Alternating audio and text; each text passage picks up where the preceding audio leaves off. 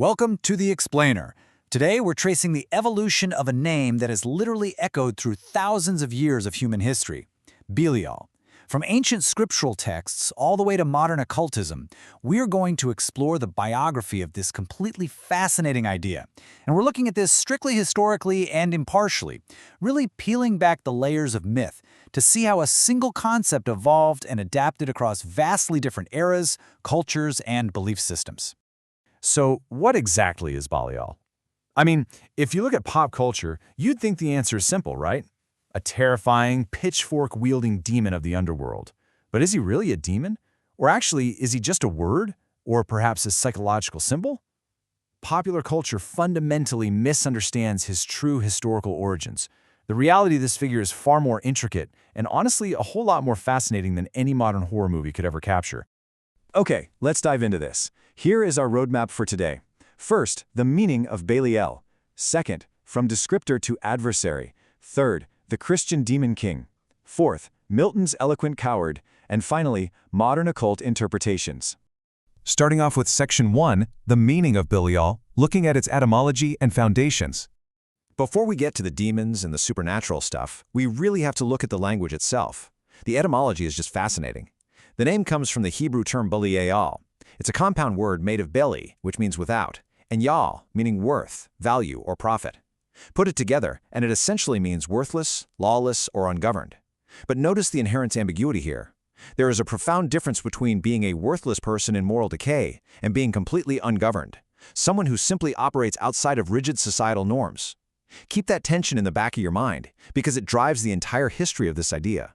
Because if we look at the earliest texts of the Hebrew Bible, Belial wasn't a proper name for a demon at all. It was literally just a descriptive noun. When you read passages like in Deuteronomy, you'll see references to worthless men, or in Hebrew, Benai Belial, who lead people astray into idolatry or wicked actions. It's simply an adjective used to describe rebellious or corrupt human behavior. If someone was acting terribly, they were acting with Belial. There was no horned monster hiding in the shadows, just the very real, very human reality of bad behavior. Moving on to Section 2, from descriptor to adversary, covering the Dead Sea Scrolls and beyond. Let's trace how this chronological shift actually happened. We start in the 8th century BCE with the Hebrew Bible where, as we just saw, it's just a noun. But jump forward to the 1st century BCE with the Dead Sea Scrolls, specifically a document known as the War Scroll, and suddenly Belial gets a massive upgrade. He is now portrayed as the Prince of Darkness, a malevolent architect of destruction leading the Sons of Darkness in a literal cosmic battle against the Sons of Light. Then, in texts like the Book of Jubilees around the 2nd century BCE, he becomes an active Prince of Evil tempting humanity. The idea has mutated right before our eyes, from a simple description of human wickedness into an actual, distinct adversarial force. Now, there's a really crucial theological distinction we need to make here. In mainstream Jewish tradition, even as Belial becomes this Prince of Evil, he never achieves the status of an equal opponent to God. He remains a created being, a subservient creature who is always ultimately subject to divine authority. However, as we transition into the Christian tradition, that leash is completely taken off. Belial is suddenly elevated to a powerful infernal prince, practically synonymous with Satan himself.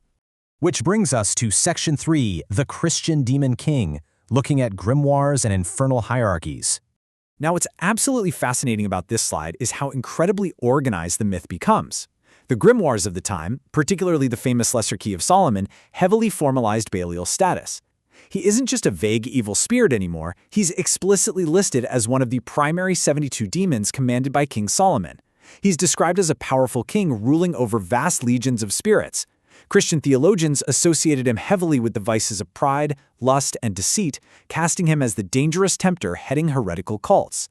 He was considered so dangerous, in fact, that summoning him allegedly required incredibly elaborate rituals and offerings.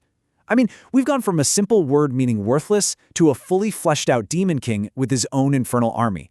It's wild. All right, Section 4, Milton's eloquent coward, a major literary transformation.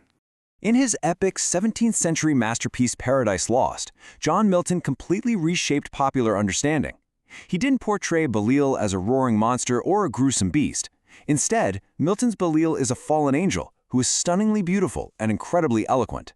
Yet, he's entirely devoid of virtue.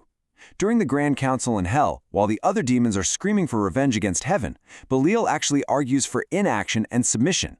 He prioritizes comfort over freedom. Milton showed us a demon whose true danger lies not in brute force at all, but in his stunning rhetoric and superficial charm. Milton created this brilliant juxtaposition. On one side, you have the facade, the superficial charm, the persuasive words, the striking beauty. But on the other side, the reality, total cowardice and absolute moral bankruptcy. His beautiful words merely mask an underlying submission and a deep fear of further conflict. It's a profound warning about human nature itself, really. It reminds us that sometimes the most dangerous forces aren't the ones screaming in our faces, but the ones whispering sweetly, encouraging us to settle for comfort at the expense of our true potential and our principles. Finally, Section 5, Modern Occult Interpretations Moving Beyond Demonization. And this brilliantly illustrates a total modern paradigm shift. The traditional association of chaos and darkness is now interpreted by modern occultists as a catalyst for personal transformation.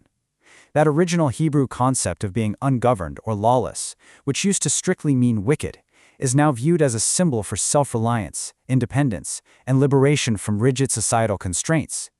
Even his demonic, infernal nature has been reassociated with the element of earth, representing groundedness, practical power, and stability. So, the crucial point to take away here is that for these modern practitioners, engaging with the concept of Belial is not seen as an evil act. Not at all. Instead, it's a psychological framework. It's approached as a process of confronting one's own shadow self. By exploring this ancient symbol, individuals aim to embrace their hidden desires and develop the personal will necessary to achieve their goals, even when those goals are highly unconventional. It's really about achieving self-mastery through radical independence and self-honesty. Which leaves us with one final, fascinating question. What does our evolving view of Belial reveal about human nature, our deep-seated fear of the ungoverned, and our ever-shifting cultural values?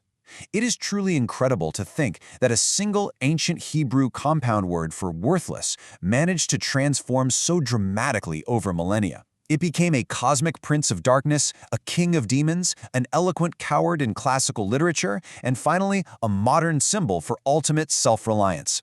Perhaps Belial isn't just a figure from antiquity. Perhaps this idea has been a mirror all along, reflecting society's deepest fears and hidden desires back at us through every single era.